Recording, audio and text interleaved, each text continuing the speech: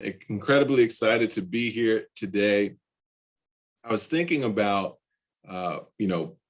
this weekend compared to last weekend is kind of a continuum of from Juneteenth, and it actually made me reflect a little bit. Last week was an incredibly exciting weekend. It was a weekend of celebration because of Juneteenth and the idea of it becoming a federal holiday. But one of the things that's important about Juneteenth, just to kind of rewind a little bit, is it's a day of celebration, but it's also a day of acknowledgement, right? It's not just celebrating this idea of freedom, but it's acknowledging the story of what came before that freedom or perceived freedom, because there are a lot of things that are in place that suggest that actually we aren't quite free, and that relates to the film that we'll be discussing today. But Juneteenth in general is a day of celebration and acknowledgement. And in that acknowledgement of the story of enslavement, of the transatlantic slave trade, of enslaved persons being disembarked, not just from the United States, but to the Caribbean and the West Indies and South America, in the realization that probably only about 5 to 10% of enslaved persons actually disembarked in the United States. And so thinking about the African diaspora up and down the Atlantic is important. But then also, what did slavery mean within this country in terms of wealth building and denial of rights and the ability to own and prosper and be free. So last week really was a day of celebration and acknowledgement of the legacy that we continue to deal with today, and that relates directly to this film. But it also made me think of the words of Opal Lee, who was considered the grandmother of Juneteenth, and her idea was, don't let it just be about Juneteenth today. Right? Let's continue this conversation. Let's continue thinking about and acknowledging and recognizing the continued quest toward freedom all the way through to July 4th. And so I feel like today is honoring that idea that Opal Lee put forward of continuing this conversation. So it's about celebration, it's about acknowledgement. And today I think we're gonna kind of zoom in on this idea of solidarity and freedom, right? This continual quest towards freedom.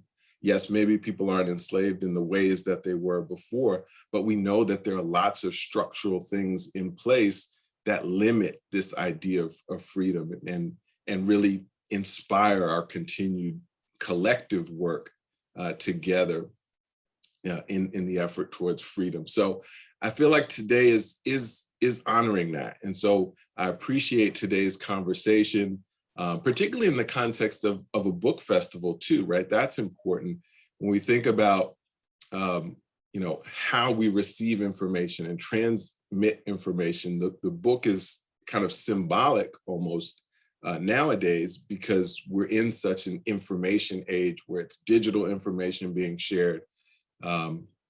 Multimedia, the importance of multimedia. So today's almost like it's the African American Information Festival.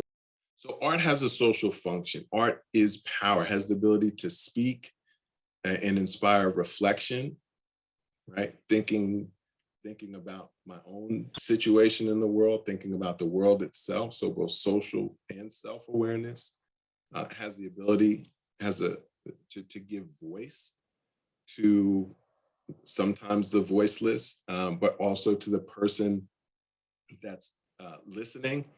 Maybe they haven't been able to articulate it, but hearing it from someone else, there's a connection and a resonance there. But it also has agency. It can also inspire agency, right? Give a person a way to actually do something. Whereas they may not have felt. That's kind of the backdrop and a little bit of context for the culture. And this film is such a powerful continuation of some of these ideas, particularly in terms of thinking about what is freedom, what is equity, what is justice, what is resilience in terms of individual resilience, but also community or collective resilience, in the face of trauma, in the face of adversity, in the face of oppression, in the face of structural racism, right? How are we able to cope? How are we able to resist and persevere? And this film is a nice opportunity to think about some of those things. It was centered around Fred Hampton, who was chairman of the Illinois chapter of the Black Panther Party for self-defense. And it centered around what led up to his death or murder, and the role of someone that was an insider, for lack of a better word, and we'll get into that in a little while as we kind of get into some of the sub-themes. But there was a lot on, this idea of cultural pride. Who am I? Who are we? And making sure that we are able to step into being proud of who we are, despite, the challenges that are out there, despite the narratives that may say certain things. We also saw major themes of service and prioritizing being of service to others, giving of time, giving of energy, giving of resources, and that being a fundamental principle of being a part of a community. If I identify with this community, then I love this community, and I see myself in service of this community. We also saw major themes of freedom in the sense of being free from a system of inequities and a system of injustice. And then we also saw the counter to that, which is resistance to people's quest for freedom. And, and I think the most overarching premise of it, at least in relation to Fred Hampton, was this idea of restoring power and empowerment for the people because of his love for our people. And you saw that just jump off the screen. And oftentimes it's hard to really capture the essence of personality in a film, but I think they did a really good job of trying to convey just a passion for his people. So that's kind of our jumping off point for some discussion. And so I have a few questions for you all. I'm sure you have some questions for me. And so we'll go back and forth. So I have a few questions that I want to pose out to the chat, and then we can use that to get the discussion going and see how things go from there. And the way that I thought of the questions that I wanted to kind of make the connection even a little bit more concretely with hip hop culture is I tried to think of a song that related to the spirit of the question. So I thought of the questions first, and then I thought of, okay, what songs kind of speak a little bit to that? And so I encourage you, if you're keeping track at home, write down some of these tracks and go listen to them later, and, see if you see any of what I'm trying to get at here. But so first couple of questions, these are general, right? I'm just curious, for many people, this film brought up some emotions, right? Really brought up some intense feelings in general, but at different points in the film. And I'm really curious of what ways the film may have triggered some feelings or emotions. Travis, there's a question from Dr. Cunningham. Do you mind if I read it to you? Absolutely. Thank you.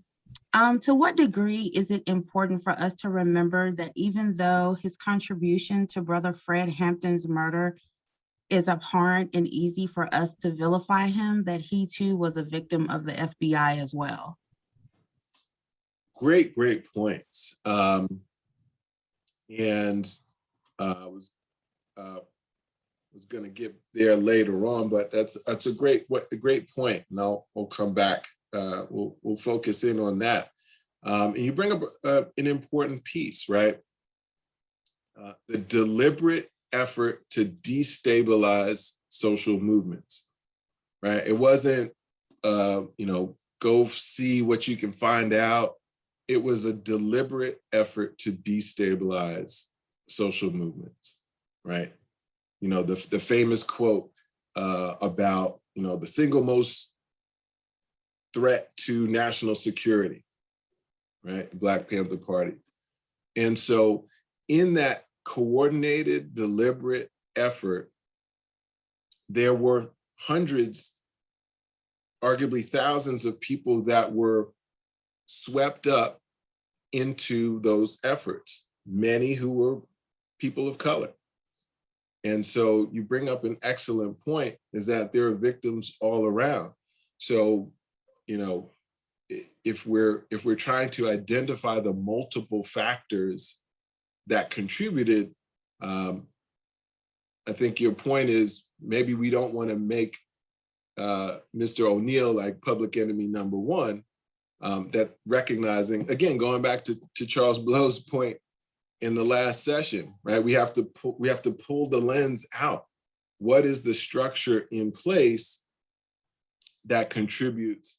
The question that's being posed is, there was a recent article written that spoke to how casting makes some of the leaders depicted in films like Judas look older, causing audiences to forget how important it is to remember just how young so many of them were who lost their lives in the struggle. What are your thoughts on this in regards to Judas?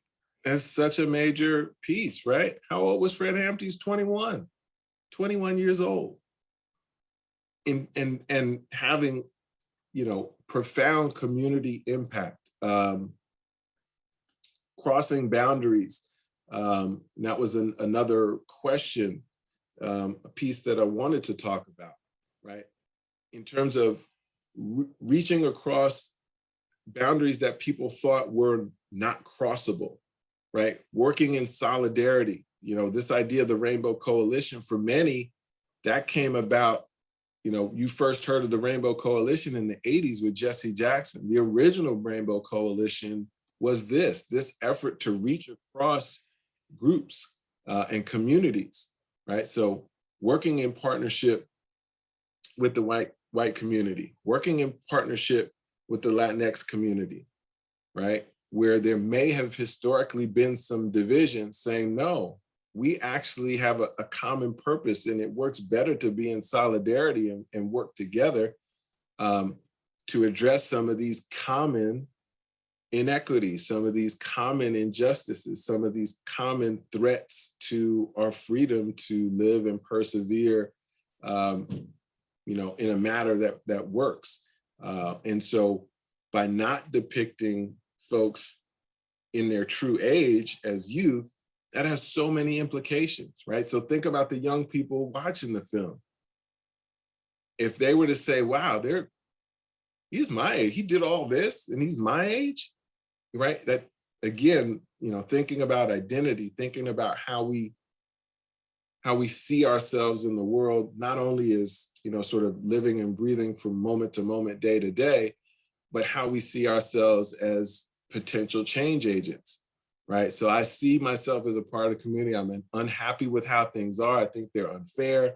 I don't think they're right. That's all up here.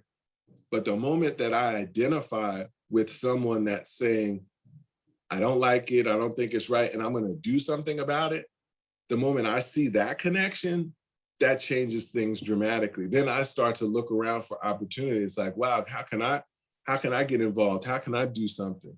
And so if we remove that ability to connect in that type of way, that's a major obstacle in the quest towards change. So you bring up an incredibly important point about creating role models and depicting role models that will allow people to entertain the thought of themselves as change agents.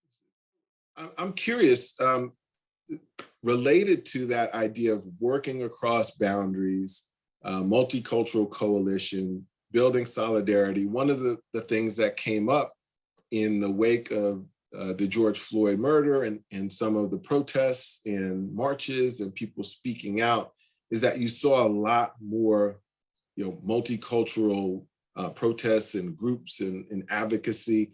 And so I'm curious, among the audience, do you think that, both in the film, like, did you observe anything that might be helpful for you in thinking about working in coalitions? And do you think that some of the multicultural voices in the wake of George Floyd hold promise? I know we're a year out from a lot of that, but I'm curious at some of your thoughts about these coalitions and how some of what we saw over the last year might play out in the future. Beverly Lazar says, the printed epilogue at the end of the film blew me away. Hampton was only about 24 when he died. His contributions and dedication was enormous.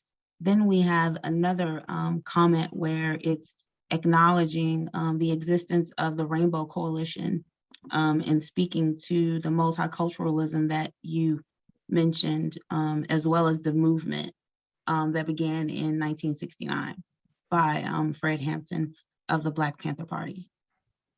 Yes, important naming the young patriots and the young lords as those other groups that he was working in partnership with.